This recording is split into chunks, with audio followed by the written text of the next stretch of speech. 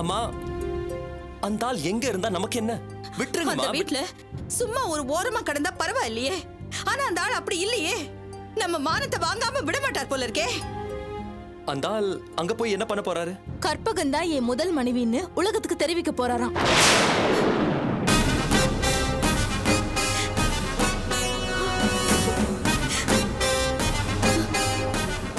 உங்க அப்பாக்கு சஷ்டியத்தை பூர்த்தி பண்ண போறாளா அந்த அபி. அப்ப அவர் பக்கத்துல மனைவிங்கிற ஸ்தானத்துல அந்த கற்பகம் உட்காருவா. அது நான் இருக்க வேண்டிய இடம். அந்த ஸ்தானத்துல அவ உட்காரலாமா?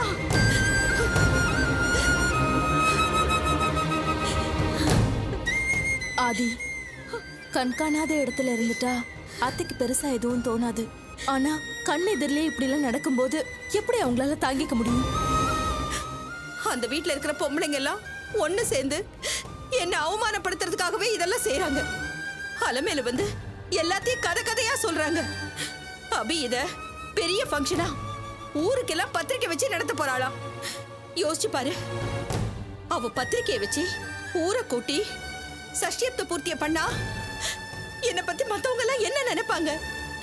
அந்த கற்பகம் தான் முதல் தாரம். இவ சேர்த்துக்கிட்டவ நீ என்ன பேச மாட்டாங்க. இதெல்லாம் கேட்டுக்கிட்டு என்னால உயிர் வாழ முடியாது.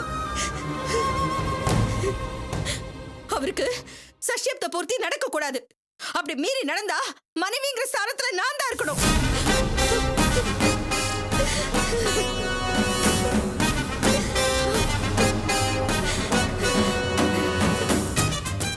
நம்மள அவமானப்படுத்தணும்னு பிளான் பண்ணி செய்யறாவ. டேய் ஆதி, நீ என்ன பண்ணுவியோ ஏது பண்ணுவியோ எனக்கு தெரியாது. இந்த ஃபங்க்ஷன் நடக்க கூடாது. கவலைப்படாதீங்க அத்தை, கண்டிப்பா ஆதி இந்த ஃபங்க்ஷனை நடத்த விட மாட்டாரு. ஆதி, இது என் கௌரவ பிரச்சனைடா. இதுல நான் விட்டு கொடுக்க முடியாது. என் காது பட யாராவது ஒரு சொல் சொல்லிட்டா அடுத்த நிமிஷமே என் உயிர் போயிடும். அம்மா, அப்படியெல்லாம் எதுவும் நடக்காது. இந்த பிரச்சனை உங்க புள்ள ஆதி பார்த்துப்பா. நீங்க நிம்மதியா இருங்க. யார் என்ன பண்றாங்கன்னு நான் பாத்துக்கிறேன். உள்ள போங்கம்மா. ரேகா, அம்மா உள்ள கூட்டிட்டு போ. வாங்க அத்தை. நிம்மதியா இருங்கம்மா.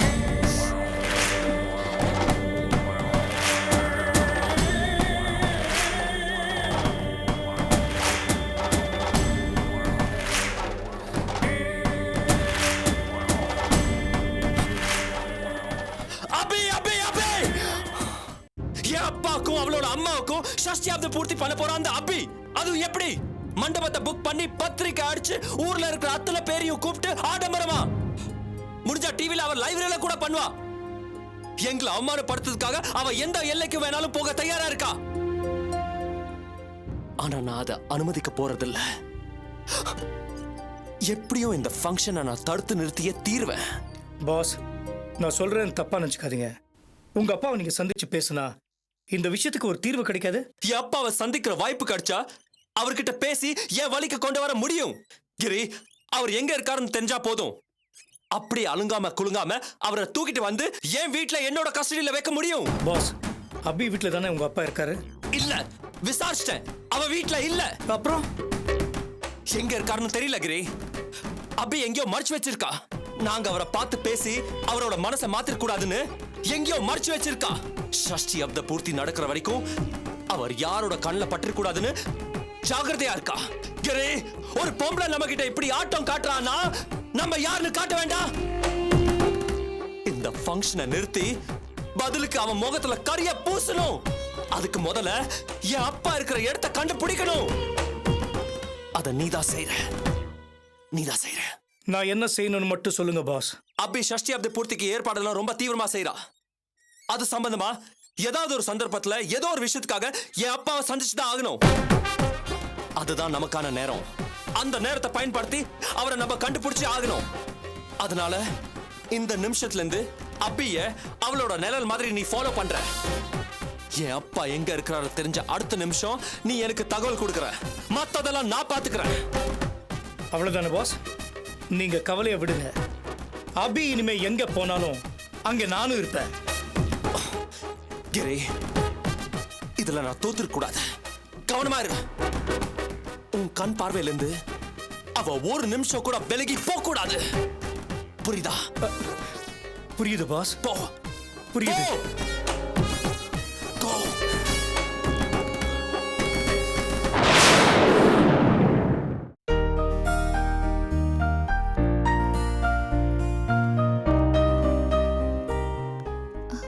சொல்லுங்க. இன்விடேஷன் பிரிண்ட் பண்ண சொல்லிருந்தேன். இந்தாங்க ரெசிப்ட். தம்பி இந்தாப்பா. சார், இவர் கார்டை எடுத்து வந்து தருவார் மேடம், கொஞ்சம் வெயிட் ஓகே பண்ணுங்க. Sir, thank you.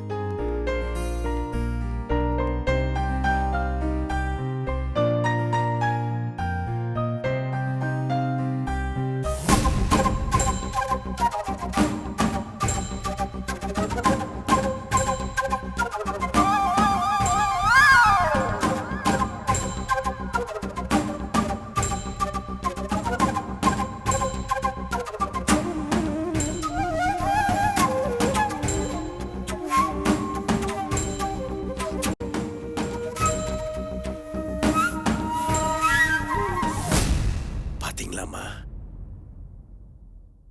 அவங்க 2 பேரும் புதுசா பிசினஸ் ஆரம்பிக்க போறாங்கன்னு நான் சொன்னேனே, அப்பெல்லாம் நீங்க நம்பல.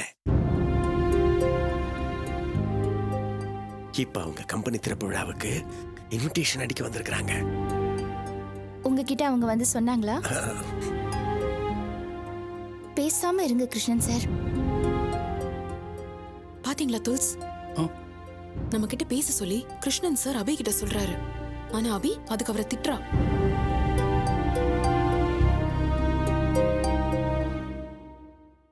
ஏங்க, அவங்க பேசுனதே நம்ம காதுல விழல, அப்புறம் நீங்க எப்படி இப்படி சொல்றீங்க?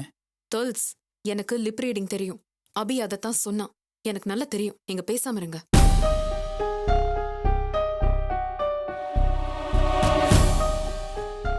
அம்மா, சொல்றேன்னு தப்பா எடுத்துக்காதீங்க. ஒரு மரியாதைக்காகவாவது அவங்க உங்ககிட்ட வந்து பேசலாம் இல்ல? எவ்வளவு திமிரா இருக்காங்க. சார், நான் தான் அவங்கள சண்டை போட்டு ஆஃபீஸை விட்டு வெளியில அனுப்பினேன். அப்புறம் எப்படி அவங்க வந்து என்கிட்ட பேசுவாங்க? ஆமா, அபி இப்ப என்ன சொல்றாங்க? மறுபடியும் ஒரு ஃபார்மாலிட்டிக்காகவாவது நம்ம கிட்ட பேச சொல்லி கிருஷ்ணன் சார் அபி கிட்ட சொல்றாரு. ஆனா அபி ஒன்னும் தேவையில்ல, நீங்க பேசாம இருங்கன்னு மறுபடியும் அவரை இன்னும் திட்டுறா.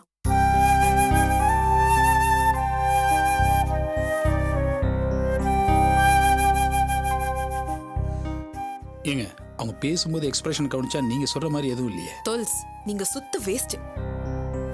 அபி அதைத்தான் சொன்னான். எனக்கு நல்லா தெரியும். இங்க இருந்து பார்க்கும்போதுதான் அவ பேசுறது ரொம்ப சாஃப்டா தெரியும். ஆனா வார்த்தை ஒவ்வொன்னும் பாறை மாதிரி வந்து விழும். எவ்வளவு வருஷம் நான் அபியோட இருந்திருக்கேன், எனக்கு தெரியாதா? உஷா, இதுல உங்களுக்கு நிறைய திறமை இருக்குங்கிறத ஒத்துக்கிறேன். ஆனா இதுக்கு மேல இதுல ஆராய்ச்சி பண்ண வேணா, விட்டுருங்க.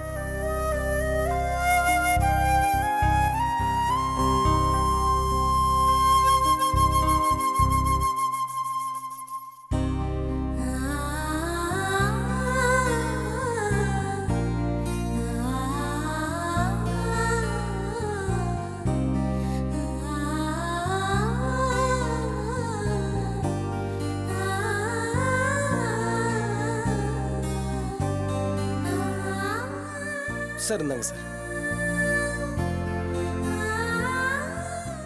எல்லாம் சரியா இருக்குன்னு பாத்துங்க சார். பாத்துக்கிறேன். ஒரு கார்டு எடுங்க பாப்போம்.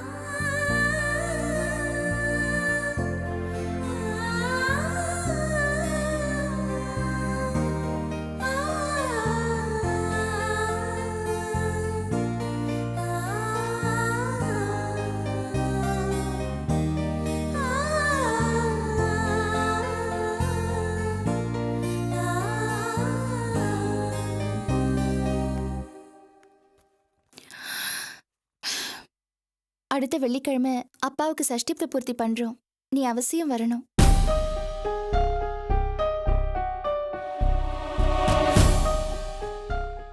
என்னடா அது, இங்க வச்சு பத்திரிக்கை கொடுக்கறாளேன்னு பாக்குறியா? உன் வீட்டுக்கு தான் வரலான்னு இருந்தேன். ஆனா எதாச்சும் இங்க பார்க்கும்போது இங்கே கொடுக்கலான்னு தான். ஃப்ரெண்ட்ஷிப்ல எதுக்கு ஃபார்மாலிட்டி அது இதெல்லாம்? அவசியம் வரணும் உஷா.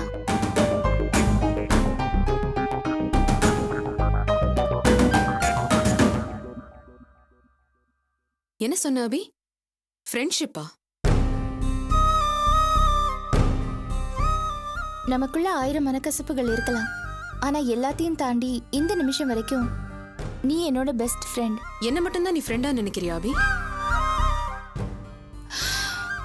நீ பத்திரிக்கை வாங்கிக்க மாட்டியா? நீ தொல்காப்பி என்னை பத்தி பேசுறதுக்கு கூட தயாரா இல்லல்ல? நீ ரொம்ப மாறிட்ட அபி. நான் மட்டும் மாறல, எல்லாமே மாறிடுச்சு. பொதுவா எல்லாமே மாறிடுச்சுன்னு சொல்லாத. மாறி இருக்கிறது எங்களோட சூழ்நிலை மட்டும்தான், நாங்க இல்ல. உன் கண்ணு முன்னால தொல்காப்பியன் ஒரு குற்றவாளியா தெரியறாரு. அவருக்கு நான் சப்போர்ட் பண்ணி பேசுறதுனால நானும் உனக்கு குற்றவாளியா தெரியறேன். அதனாலதான் இப்படி விலகி நிக்கிறல. உறவுகள் மேல உனக்கு இருக்கிற நம்பிக்கையை விட ஃப்ரெண்ட்ஷிப்ல தான் நம்பிக்கை ரொம்ப அதிகம்னு நீயே நிறைய தடவை சொல்லியிருக்க. ஆனா இப்போ அதெல்லாம் வெறும் வாய் வார்த்தைக்காக தான் சொன்னேன்னு எனக்கு நல்லாவே புரிஞ்சு போச்சு அபி. ஒரு பிரச்சனைன்னு வரும்போது ஃப்ரெண்ட்ஸை ரொம்ப ஈஸியா உன்னால கை கழுவ முடியுதுல்ல? உஷா, உறவுகளுக்கு கொடுக்குற அதே மரியாதையை தான் ஃப்ரெண்ட்ஷிப்க்கும் கொடுக்குறேன். ஏன் இன்னும் அதிகமாவே கொடுக்குறேன். ஆனா சூழ்நிலை சில சமயம் நான் ஒரு பக்கம் இருக்கிறதா மற்றவங்களுக்கு தோண வைக்கலாம். அதுக்கு நான் பொறுப்பாக முடியாது. போதும் அபி, எல்லாத்தையும் நானும் பார்த்துட்டு தான் இருக்கேன். சூழ்நிலை காரணமா சொல்லி தப்பிக்கலாம் நினைக்காத. ஃப்ரெண்ட்ஷிப்புங்கிறது உன்னை பொறுத்த வரைக்கும் ஒரு மோரல் சப்போர்ட்காக மட்டும்தான். அதுவும் உனக்கு தேவைப்படும் போது மட்டும்தான். இப்ப கூட நீ எனக்கு மட்டும் பத்திரிக்கை வைக்கும் போது எனக்கு மைண்ட்ல என்ன ஓடுது தெரியுமா? உன் கல்யாணத்தப்போ நீ ஆபீஸ்ல எனக்கு மட்டும்தான் பத்திரிக்கை கொடுத்த. கலை, என்னோட கல்யாண பத்திரிக்கை அவசியம் வரணும். நிச்சயம் வந்துடுறேன். கிருஷ்ணன் சார், என்னோட கல்யாண பத்திரிக்கை சரி. அவசியம் வந்துருங்க. முத்தப்பா, அம்மா என்னோட கல்யாண இன்விடேஷன் கண்டிப்பா வந்துடணும். சரி, மேஸ்திரிங்களுக்கெல்லாம் இன்விடேஷன் வச்சுட்டல? நேத்து காலையிலே வச்சுட்டேனே. அப்புறம் துல்சுக்கு? மிஸ்டர் தொல்காப்பியன், இந்த பத்திரிக்கையை உஷாவோட கம்பல்ஷன்ல தான் நான் உங்களுக்கு கொடுத்தேன். எல்லாருக்கும் பத்திரிக்கை கொடுக்கும்போது நீங்க கட்டாயம் முதல் நாளே வந்துடணும்னு சொல்லி தான் கொடுத்தேன். உங்ககிட்டயே நான் ஒன்று சொல்றேன். இந்த பத்திரிக்கை கொடுத்ததை வாய்ப்பா வச்சுக்கிட்டு கல்யாணத்துக்கு நீங்க வந்துடாதீங்க. இன்ஃபேக்ட் என் கல்யாணம் நடக்கிற ஏரியா பக்கமே நீங்க வராம இருந்தீங்கன்னா நான் ரொம்ப ரொம்ப சந்தோஷப்படுவேன்.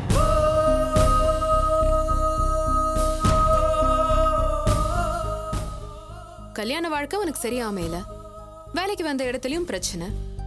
ஒரு மாரல் சப்போர்ட் உனக்கு தேவைப்பட்டப்போ தொல்காப்பியன் உனக்கு ஒரு நல்ல ஃப்ரெண்டா இருந்தாரு. ஆனா இப்போ அவரு தேவையில்லாத ஆளா ஆயிட்டாரு, அப்படிதானே? அந்த மாதிரி எந்த எண்ணமும் எனக்கு இல்ல உஷா. அபி, நான் ஒத்துக்க மாட்டேன். இது முழுக்க முழுக்க சுயநலம் தான். நான் அமைதியா இருக்கிறதுனால என் மேல தப்பு இருக்குன்னு நினைக்காத. செய்யற தப்பெல்லாம் நியாயப்படுத்த முடியுன்றதுனால அதையே சரின்னு நீயும் நினைக்க வேண்டாம். என்கிட்ட ஏன் இப்படி விதண்டாவாதம் பண்ற? பத்திரிக்கையை வாங்கிக்க போறியா இல்லையா? மாட்டேன். இவ்ளோ தூரம் நான் பேசினதுக்கு அப்புறமும் நீ தொல்காப்பியனுக்கு பத்திரிக்கை கொடுக்கலன்னா இந்த பத்திரிக்கையும் எனக்கு வேண்டாம். நிச்சயமா அந்த ஃபங்க்ஷனுக்கு நான் வரவும் மாட்டேன்.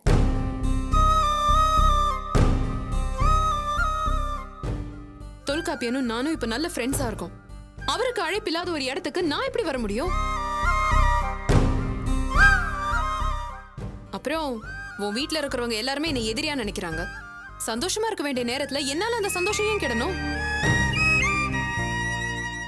மொத்தத்துல இது உங்க குடும்ப ஃபங்க்ஷன் அபி. இதுல எதுக்கு நண்பர்கள்? அதுதானே உன்னோட இயல்பும். உஷா, ஒருத்தர் மேல நம்ம எவ்வளவு அன்பு வச்சிருக்கோன்னு நீ வெளிச்சம் போட்டு காட்ட சொல்ற.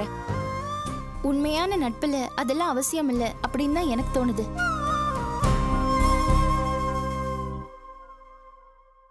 என்ன புரிஞ்சுக்கிற காலம் சீக்கிரம் வரும். அப்ப நீ இப்படி எல்லாம் பேசினதுக்கு ரொம்ப வருத்தப்படுவ உஷா. சரி, நான் வரேன்.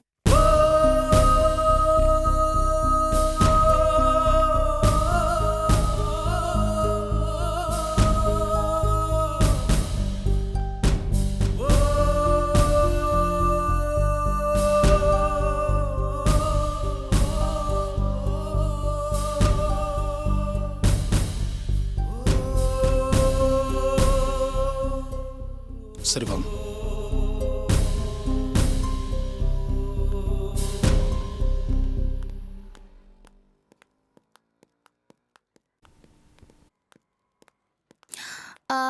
கிருஷ்ணன் சார், அம்மா நான் இந்த கார்டை எடுத்துக்கிறேன். எடுத்துங்க எடுத்துங்க. நீங்க ஆட்டோ பிடிச்சி ஆபீஸ்க்கு போயிடுங்க. சரிங்கம்மா. நான் போய் வரதராஜன் சாரை பார்த்துட்டு வந்துடுறேன். சரிங்கம்மா சரிங்கம்மா, நான் புறப்படுறேன்.